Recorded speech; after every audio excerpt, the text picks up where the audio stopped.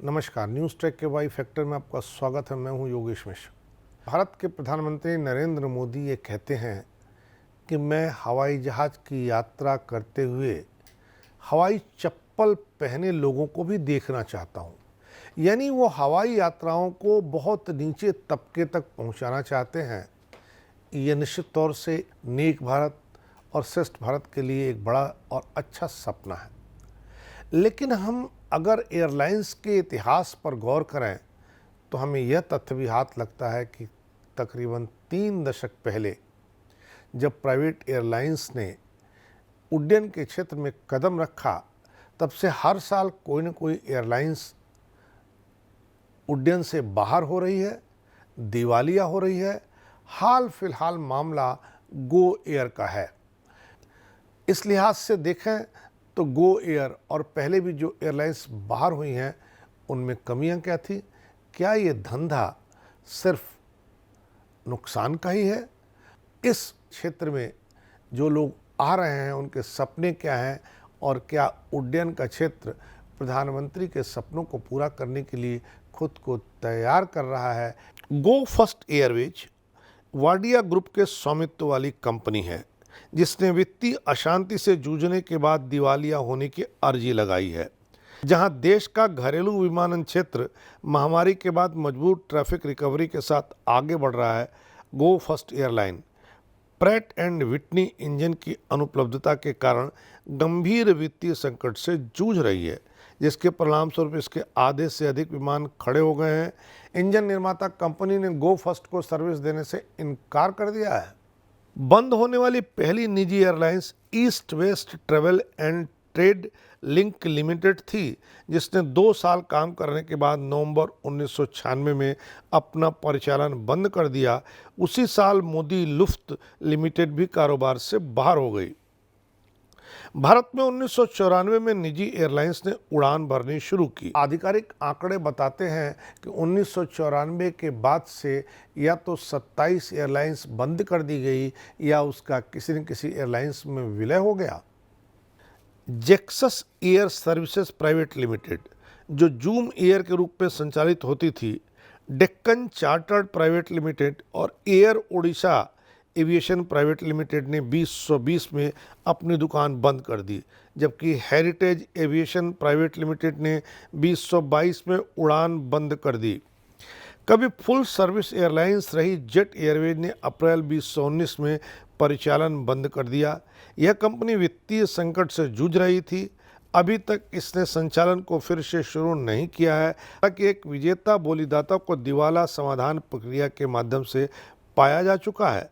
ऋणदाताओं द्वारा दिवाला कार्रवाई में धकेले जाने के बाद जेट एयरवेज को अपना नया मालिक जालान कार्लॉक कंसोर्टियम यानी JKC मिल गया है, लेकिन उधारदाताओं और विजेता बोली लगाने वालों के बीच लगातार मतभेदों के चलते स्वामित्व हस्तांतरण लटका हुआ है। जेट एयरलाइंस, जिसे पहले सहारा एयरलाइंस के नाम से जाना जाता था, उसने 2019 में परिचालन बंद कर दिया है। 2012 में किंगफिशर एयरलाइन को उड़ान भरने से रोकने के लिए मजबूर किया गया था। इससे पहले किंगफिशर एयरलाइंस ने 2008 में डेक्कन एविएशन प्राइवेट लिमिटेड यानी एयर डेक्कन का अधिग्रहण किया था। एयर डेक्कन देश में सस्ती सेवा देने वाली पहली एयरलाइंस थी। 2017 में कम से कम 5 कैरियर बंद हो गए। Air Carnival private limited, Air Pegasus private limited, railing air aviation limited, Air Costa और Quick Jet cargo airlines private limited, Deccan cargo and express logistic private limited 2014, Aryan cargo express 2011, Paramount Airways 2010, MDRL airlines private limited 2009, Jackson airlines limited 2008 और Indus Airways private limited 2007 अन्य वाहक हैं जो बंद किए गए। NEPC माइकोन limited और स्काईलाइन NEPC लिमिटेड, जिसे पहले दमानिया एयरवेज लिमिटेड के नाम से जाना जाता था, उसने भी 1997 में अपना परिचालन बंद कर दिया।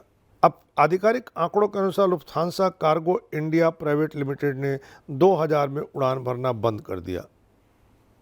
गो एयर पिछले 17 साल से उड़ान भर रही थी, अब उसने खुद दिवालिया होने के लिए एक अर्जी दी है कि उसके साथ स्वैच्छिक दिवाला कार्रवाई की जाए। जेट एयरवेज के बाद गो फर्स्ट एयरलाइन दूसरी प्रमुख अनुसूचित वाहक है जिसके दिवाला और दिवालियापन संहिता आईबीसी के तहत एक संकल्प प्रक्रिया से गुजरने की संभावना है। भारत दुनिया में सबसे तेजी से बढ़ रहे उड्डयन क्षेत्रों में से एक है। यहाँ निरंतर यात्रियों की संख्या बढ़ रही है। सरकार के स्वामित्व वाली एयर एक्सप्रेस और एयर इंडिया को पहले ही टाटा को बेचा जा चुका है। इस लिहाज से देखें तो एलायंस एयर को छोड़ करके इस समय उड्डयन के क्षेत्र में कोई भी सरकारी दखल नहीं है, सारे प्राइवेट पार्टनर हैं।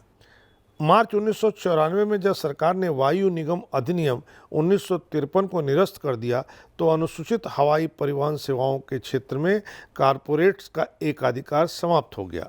इस कदम ने घरेलू हवाई परिवहन सेवाओं के उदारीकरण की शुरुआत की, जिससे निजी ऑपरेटरों के प्रवेश की अनुमति मिली। इसके पहले मई 1953 में वायु निगम अधिनियम के साथ सरकार ने एयरलाइन उद्योग का राष्ट्रीयकरण किया। सन 1953 में दो हवाई निगम इंडियन एयरलाइंस कॉरपोरेशन और एयर इंडिया इंटरनेशनल की स्थापना की गई और तत्कालीन सभी 9 हवाई कंपनियों की संपत्तियां इन्हें हस्तांतरित कर दी गईं। आज जब समूचा एयरलाइंस क्षेत्र निजी हाथों में है और तमाम एयरवेज अपना धंधा बंद कर रही हैं, तो ऐसे में सोचना जरूरी हो जाता है कि क्या इस पूरे क्षेत्र को सिर्फ प्राइवेट ऑपरेटर पर छोड़ करके भविष्य के सपने देखे जा सकते हैं और तेजी से बढ़ रहे इस नागरिक उड्डयन क्षेत्र को आगे बढ़ाया जा सकता है, क्योंकि लाभ का काम जब नहीं होगा तो प्राइवेट ऑपरेटर भी धीरे धीरे अलग हो जाएंगे। देखना है भारत में आने वाले समय में नागरिक उड्डयन यानी हवाई यात्राओं का भविष्य क्या होता है। इस बार इतना ही, अगली बार फिर मिलेंगे किसी नए सवाल पर नए ढंग से बात करने के लिए। तब तक के लिए नमस्कार।